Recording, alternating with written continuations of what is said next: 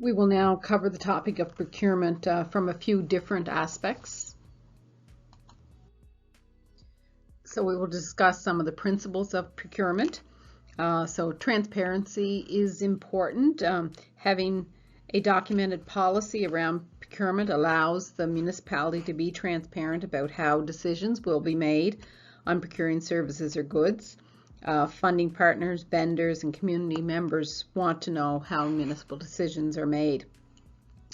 Consistency and fairness. Having a procurement policy shows that decisions will be made based on established criteria and process.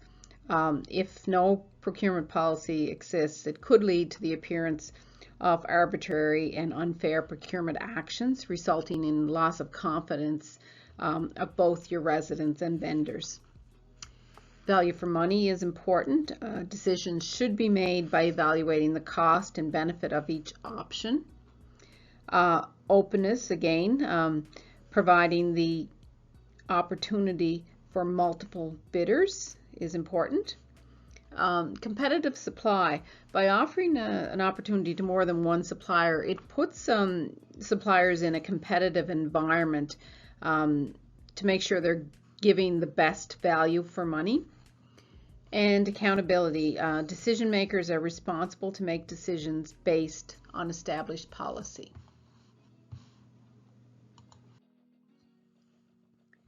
When you're looking at procurement, the Canadian Free Trade Agreement and the Atlantic Procurement Agreement are applicable agreements for municipalities to adhere to over certain thresholds, which we will touch on later.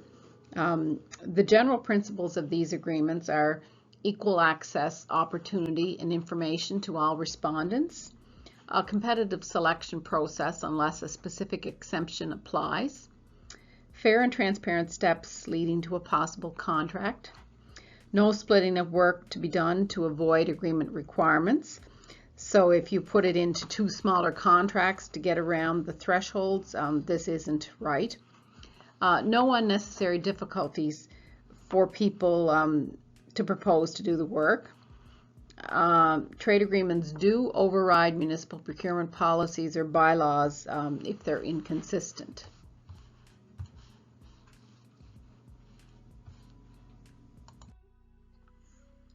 Some factors to consider if the estimated value is at or above the thresholds, and again we'll touch on the thresholds in a bit.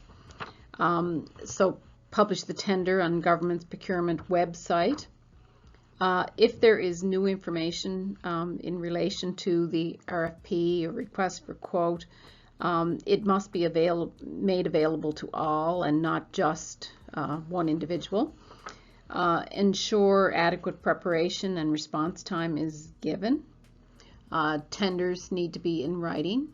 Respondents must be informed of the decision, so if you have 3 or 4 proposals and accept one, you need to let the unsuccessful bidder know as well. If unsuccessful respondents request a debrief, you do need to be prepared to give one with the reasons why they were not selected.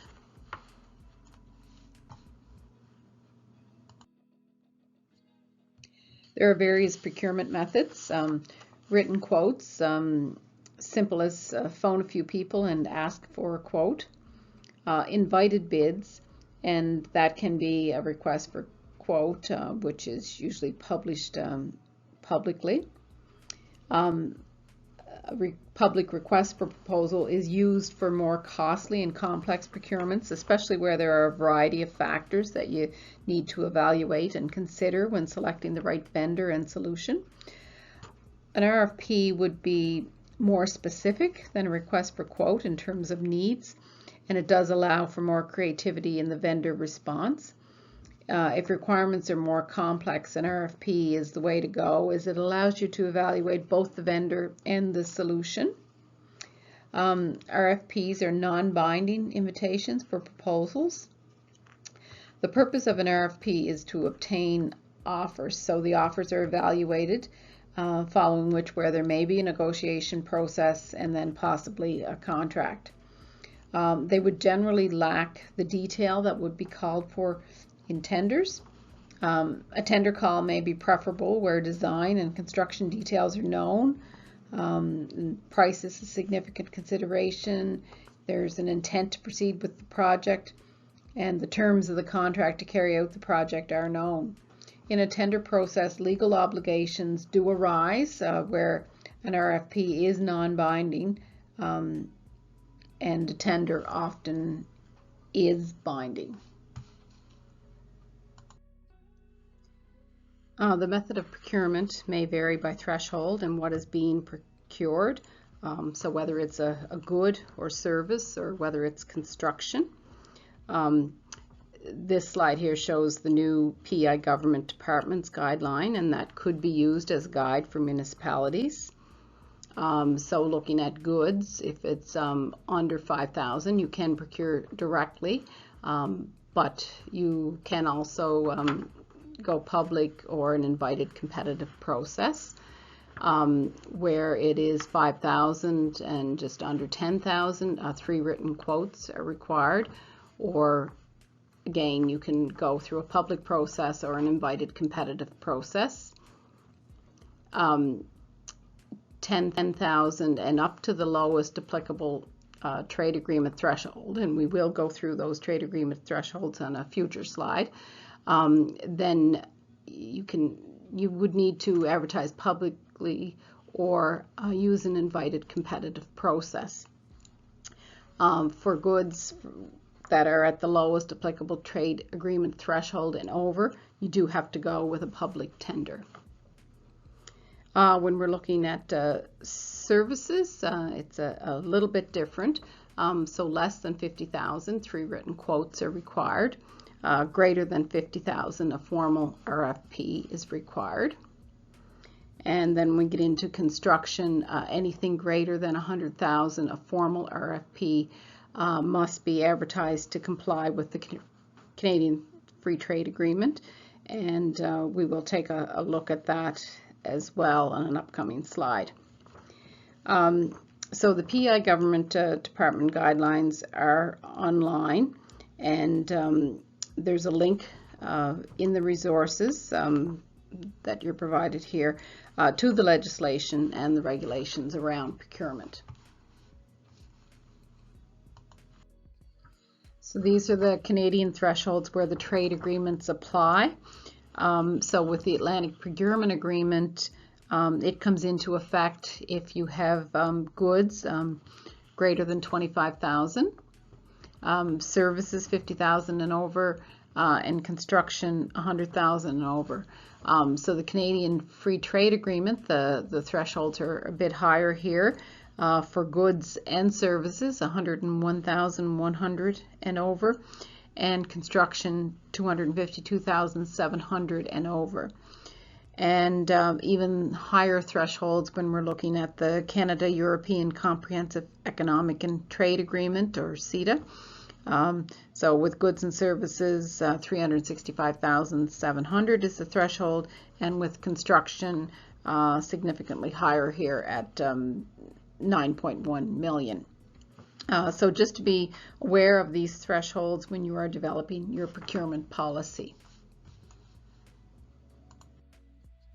So in terms of advertising your procurement opportunities, you can use your municipal website. I'm sure most of you have those. Also, the government of PEI, they will post RFPs on behalf of municipalities on their tender site. A newspaper ad is commonly used, and depending on your trade agreement thresholds and your procurement policy, you may just invite vendors that provide the goods and services you are looking for.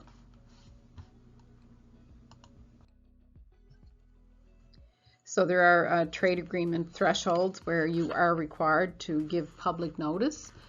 So with the Atlantic Procurement Agreement, the public notice threshold for goods is 10,000, for services 50,000, and for construction 100,000. Canadian Free Trade Agreement, their public notice threshold is higher.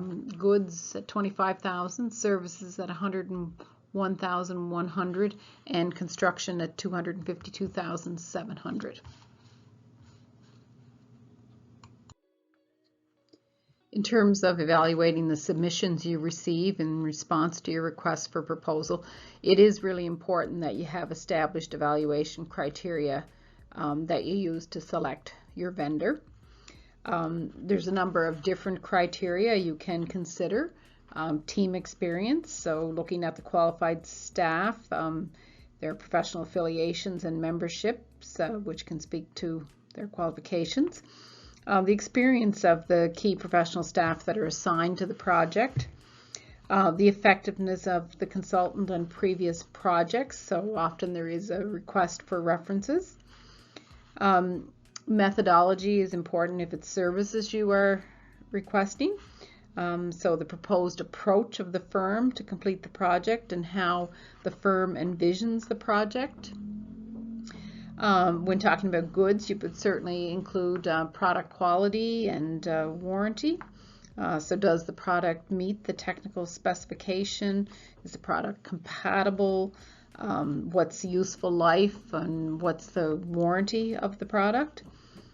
Another criteria to consider is firm reputation and experience. So the number of years in business, proven experience and success in providing similar services to municipalities, the capacity to provide additional resources if they're required during the project, and the quality of their previous work.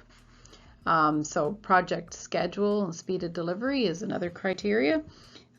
So the firm's understanding of the process and their ability to meet the timelines that you've established.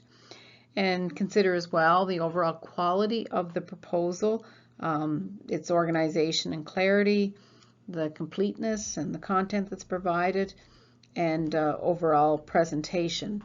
And cost then would be another criteria that you would look at. So typically what would happen is with each criteria you would assign a weight. You would do that in accordance with the importance of each area to the solution, and the criteria should add to 100%. I've provided an example here based on what we have sometimes seen in RFPs that we respond to, but this can certainly vary. There may be different areas that you want to give more weight to, and that's totally fine. This is not set in stone. It's an example only. Once you decide your weights, though, this gives you a fair way of grading the proposals you see, because you grade them in each of these categories and then you add them together to get your total to rank the proposals. One of the things that is important is if you are giving points from 0 to 20 in an area, you really need to have a rating scale. This is just an example. You might have 15 points or 25 points in an area, but for example in this one a rating of 20 would be excellent, so it exceeds the requirement of the criterion in superlative beneficial ways and is very desirable, and could be 0, which is unsatisfactory and it does not satisfy the requirements in any manner. It is really important to decide ahead of time how you're going to evaluate the submission you receive, so that you are using a fair and consistent process for all of the submissions. There are different methods from the points-based that we just talked about. There's also lowest cost conforming, and so with this one, as long as the technical requirements are met, then the lowest cost is selected. So typically that would be done separately, where they would look at the technical proposal from everyone. There'd be a passing grade that each would have to make, and then anyone who passed that would move into the next evaluation phase, which would be the lowest cost, and then the lowest cost is selected. And then just to review the points-based one that we just talked about, you determine which of the criteria are the most important and you assign the most weight, and then the proposal with the highest overall score but not necessarily the lowest budget is selected.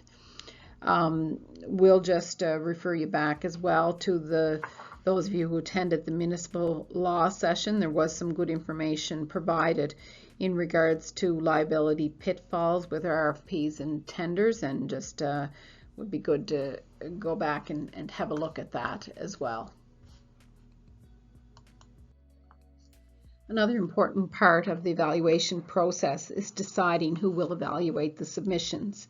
So you can set up an evaluation committee, and that can include the CAO and other council members. And depending on what you are evaluating, there may be other employees that you want to include on your evaluation team as well. And it's important that everyone on the evaluation team is evaluating from the same set of criteria.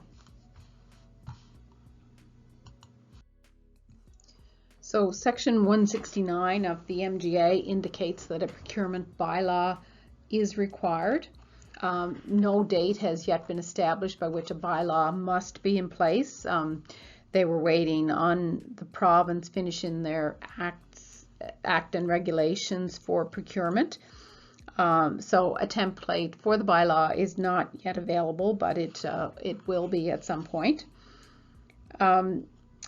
Recommended best practice until the regulations are in place is to have an internal policy for a consistent and transparent approach.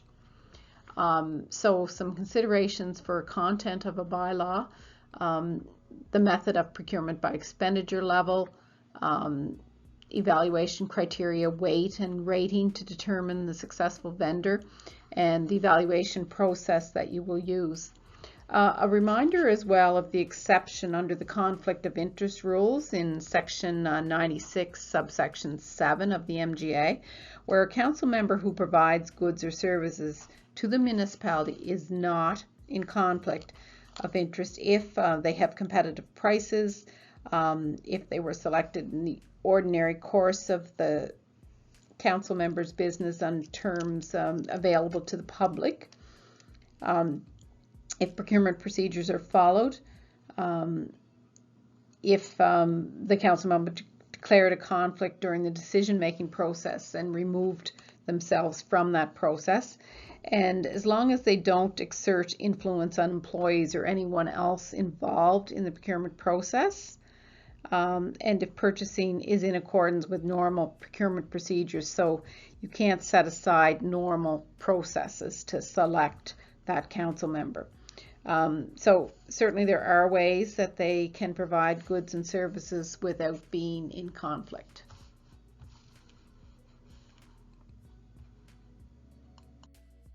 So I did want to make you aware of the Federation of PI Municipalities trade program. So they are able to leverage group buying to secure preferential pricing and service. And there's a number of goods. There's a list here, but I'm sure that'll likely expand over time. So right now, some of the goods that can be procured through the Federation's program are tires, office supplies, fleet management, traffic signage, and capital purchasing through premium brands. So the Federation of PI Municipalities administers the procurement process here. It does offer an opportunity for better pricing because of the group pricing.